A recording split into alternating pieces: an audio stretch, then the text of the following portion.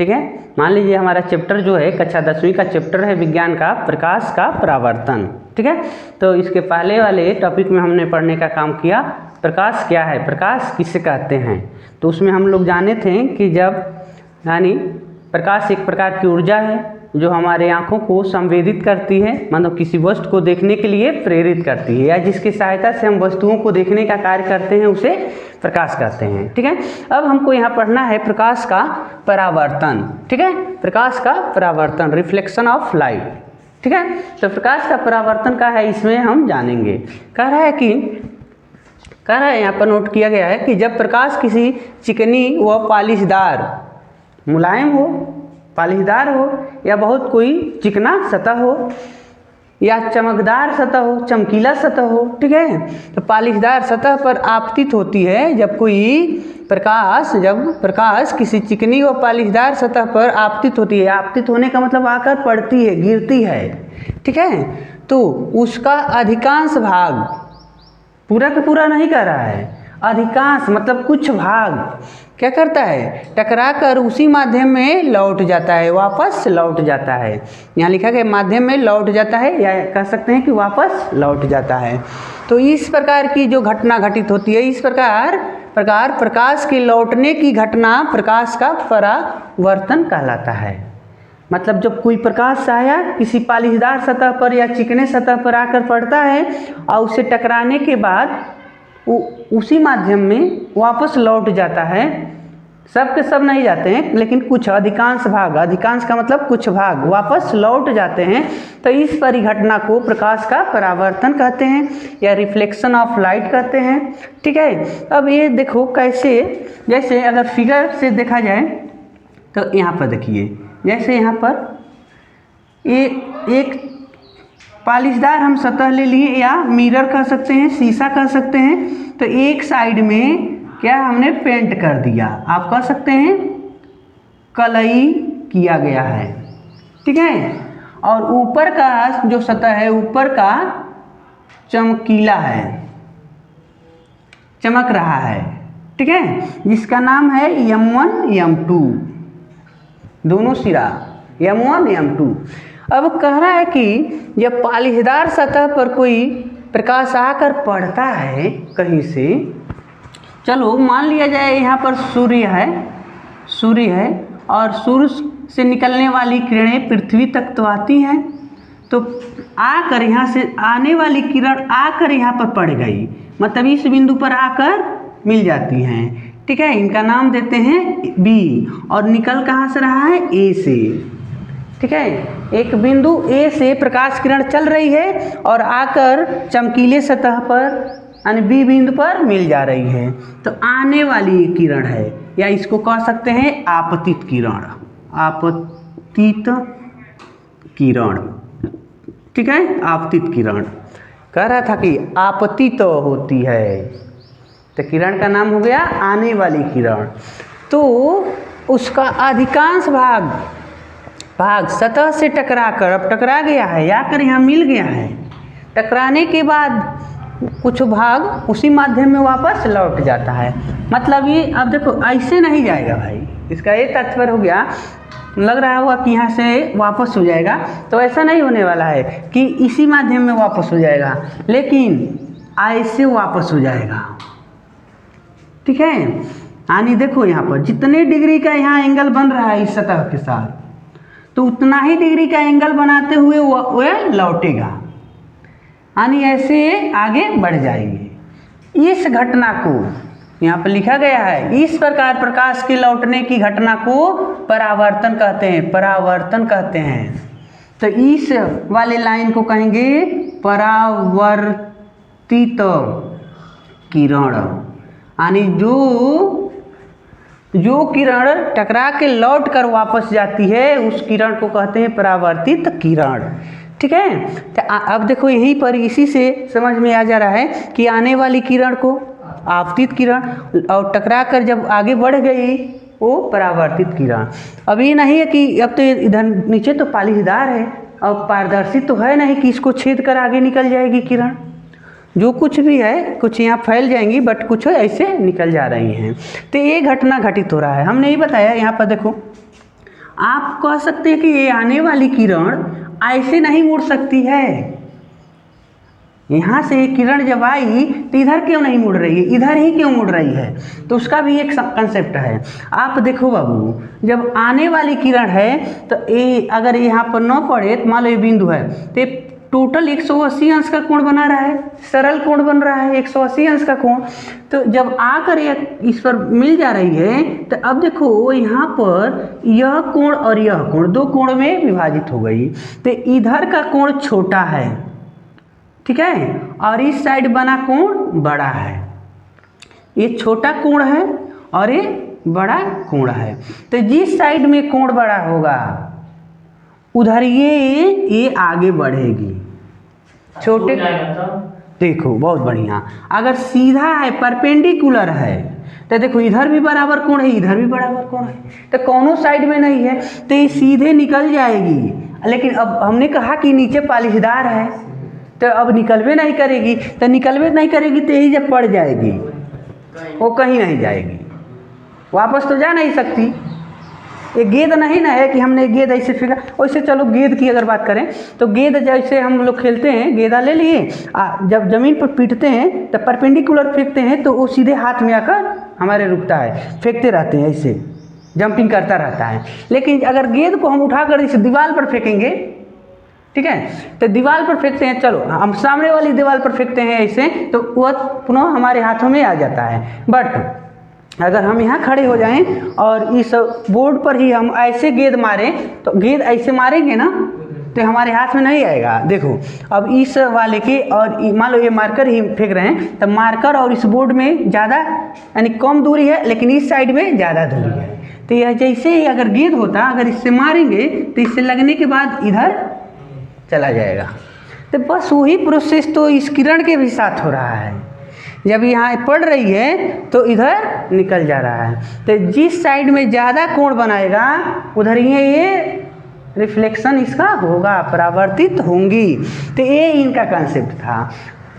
और देखो नॉर्मल की इसकी बात करता है, जैसे कि अभिलंब की बात। लेकिन ये बात आप जानेंगे बाबू कि जितना यहाँ कोण बन गया उतना ही यहाँ भाई कोण बनाता है, उतना ही कोण बनाते हुए जाएगा सतह के साथ। अब एक होता है नॉर्मल जिसे अभिलंब कहते हैं। देखो यहाँ पर इसको कहते हैं अभिलंब। अभिलंब अभिलंब का तात्पर्य हो गया जो 90 अंश का कोण बनाए। ये सीधा एक रेखा है, इस सतह के साथ 90 अंश का कोण बनाने वाली एक लाइन है, ठीक है।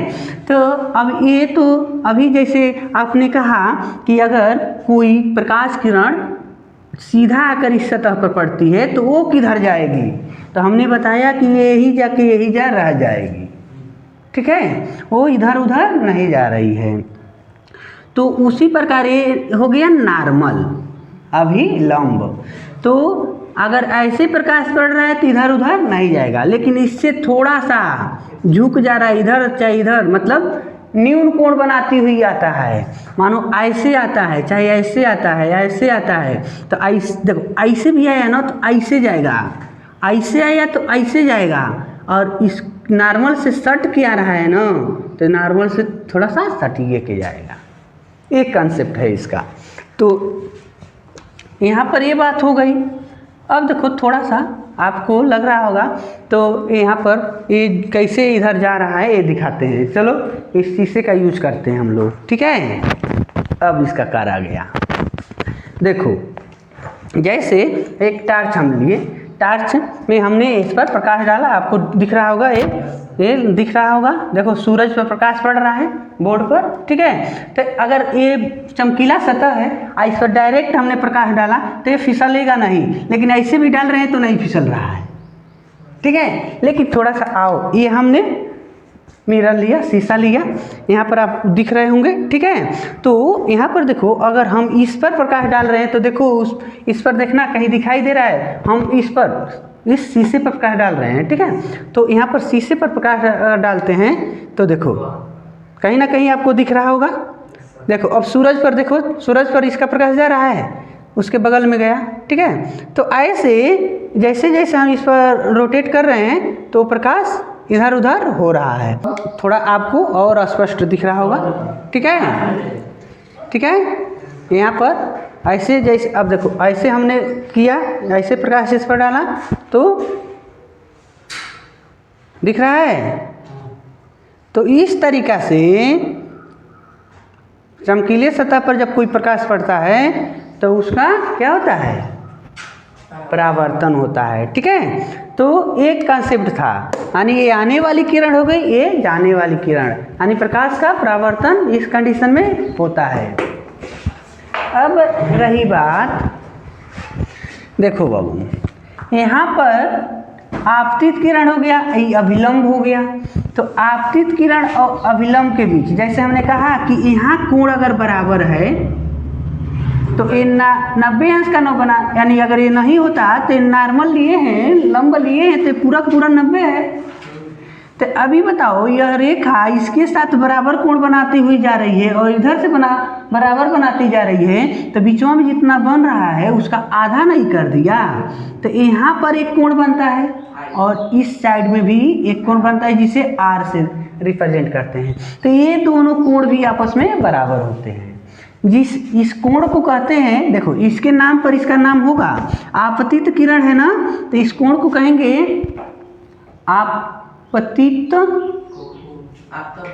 या आपतित कोण या आपतन लिख सकते हैं, आपतन कोण। ठीक है, आपतन कोण। आप परावर्तित किरण है तो परावर्तित या परावर्तन, यहाँ लिख सकते हैं इनको परावर्तन कोण। ठीक है। तो आई को आपतन कोण और इनको परावर्तन कोण कहते हैं। ठीक है। इसमें आपसे पूछा जाएगा कि इनके कितने नियम होते हैं, तो दो नियम क्या है भाई, देखो आने वाली किरण और अभिलंब और जाने वाली किरण तीनों एक ही बिंदु पर है। तो ये हो गया पहला नियम। परावर्तन के फर्स्ट नियम होगा कि आपतित किरण और परावर्तित किरण तथा अभिलंब तीनों एक ही बिंदु पर स्थित होते हैं। दूसरा नियम आपको बताना होगा कि आपतन कोण परावर्तन कोण के बराबर होता है। आपतन कोण परावर्तन कोण के बराबर होता है, ये इनका कंसेप्ट है। ठीक है। इस तरीके से इनको हम जान सकते हैं। अगर आप नोट करना चाहें तो इसके पश्चात फिगर के साथ साथ आप जानेंगे फर्स्ट कंडीशन में, देखो ये इनके बराबर होंगे प्रत्येक दशा में। आपसे बात होगी तो इसका पॉइंट मिलेगा आपको परावर्तक पृष्ठ, परावर्तक पृष्ठ। ठीक है। अब देख सकते हो कि ये परावर्तक पृष्ठ इसमें दिख कहाँ रहा है, तो M1 M2 दिख रहा है ना, तो उसी पर ना आकर प्रकाश पड़ी है, तो क्या है, परावर्तक पृष्ठ है। या आप कह सकते हैं कि प्रकाश जिस पृष्ठ से टकराकर परावर्तित होता है, आप कह सकते हैं प्रकाश जिस पृष्ठ से टकराकर वापस होता है उसे परावर्तक पृष्ठ कहते हैं। ठीक है, परावर्तक पृष्ठ कहते हैं। जैसे आपको यहाँ पर M1 M2 दिख रहा है। उसके बाद आपको जानना चाहिए आपतित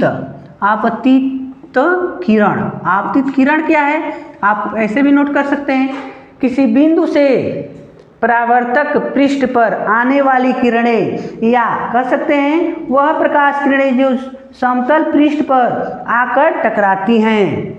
वह प्रकाश किरण, वह प्रकाश किरण जो परावर्तक पृष्ठ पर आकर टकराती हैं, उन्हें क्या कहते हैं, आपतित किरण कहते हैं। ठीक है। उसके बाद आपसे पूछा जा सकता है परावर्तित किरण, तो आप कह सकते हैं कि टकराने के पश्चात जो किरणें अपने ही माध्यम में वापस लौट जाती है, उसे परावर्तित किरण कहते हैं। टकराने के बाद जो किरण अपने ही माध्यम में वापस लौट जाती हैं, उन्हें परावर्तित किरण कहते हैं। ठीक है, परावर्तित किरण कहते हैं। तो इस तरीक़ा से इनको आप क्या कर सकते हैं, नोट कर सकते हैं।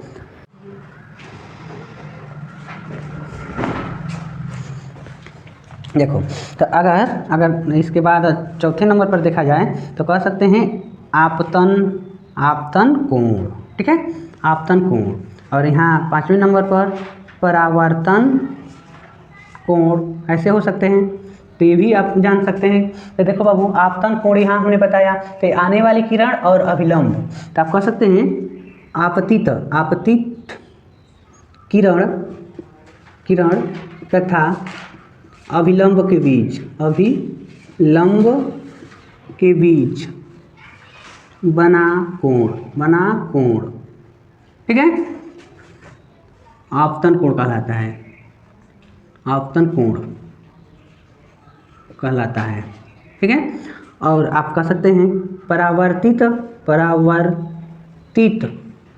तथा यानी परावर्तित किरण तथा अभिलंब के बीच बना कोण परावर्तन कोण कहलाता है। ठीक है, तो इस तरीक़ा से हम लोग इनको समझेंगे।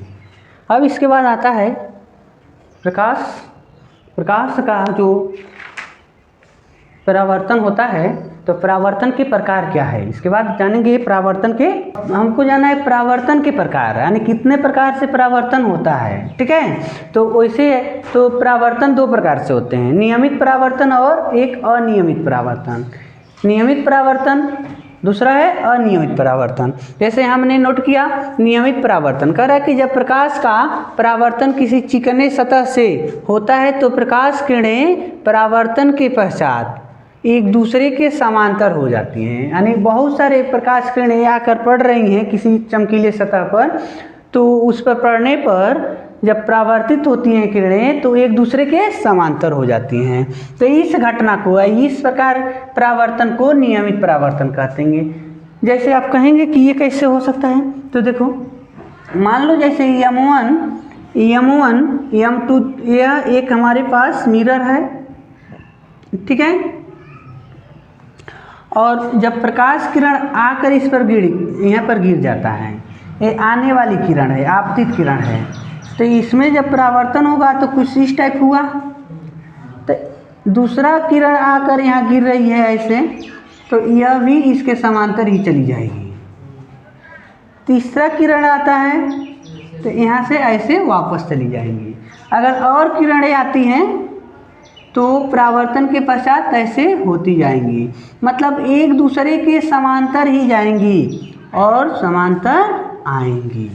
यानी आने वाली किरणें हो गई आपतित किरण, और ये हो गया परावर्तित किरण।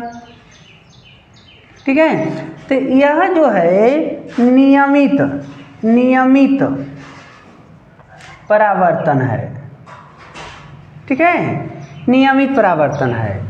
एक सतह, कोई पालीदार सतह रखा गया, उस पर प्रकाश पड़ रहा है, लेकिन इसमें आप देखते हैं नदी या तालाब में देखते हैं, जब हम पत्थर फेंकते हैं तो उसमें पानी में ऐसे लपलपाने का सिलसिला बन जाता है। ठीक है, तो जैसे देखो यहाँ पर तरंगे उत्पन्न हो जाती हैं, पानी कुछ इस टाइप को होने लगता है। ठीक है, तो जब सूर्य की किरणें इस पर पड़ती हैं, मान लो सूर्य की किरण यहाँ पड़ी, अब देखो इधर ज़्यादा कोण बन रहा है, तो कुछ इस टाइप इधर चले जाएंगे। ठीक है, तो ये आपतित किरण और ये हो गई परावर्तित किरण। लेकिन कोई किरण आकर यहाँ पर ऐसे पड़ रही है, ठीक है, तो यह ऐसे चला गया। कभी यहाँ पर आकर यहाँ पड़ा तो ये ऐसे चला गया, ठीक है, यानी किरण आकर मिला तो ऐसे हो गया। तो इस टाइप होने वाले परावर्तन को अनियमित परावर्तन कहेंगे। यानी ये तो आपतित किरण है,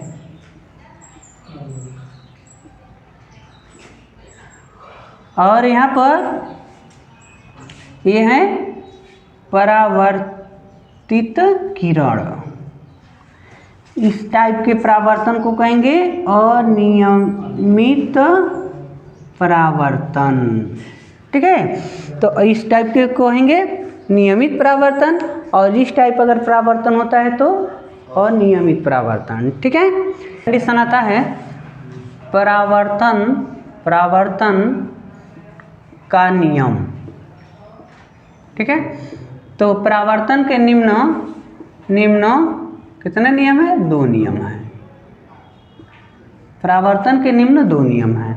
तो फर्स्ट, अब देखो इसके पहले हम लोग पहले पढ़े हैं, और जो फिगर बनाया गया था कि कोई प्रकाश किरण आती है, पढ़ने के पश्चात परावर्तित होकर ऐसे चली जाती है। तो आने वाली किरण को क्या कहते हैं? आपतित किरण, और जाने वाले को परावर्तित किरण, और एक बीच में होता है अविलंब। मान लो AB हो गया, ABC हो गया, तीनों आकर मतलब आपतित किरण, अविलंब और परावर्तित किरण तीनों एक ही बिंदु पर हैं, ठीक है। तीनों एक ही बिंदु पर मिलते हैं। तो परावर्तन के नियम में यही बात कही जाती है कि आपतित किरण फोटो में दिख रहा होगा AB, परावर्तित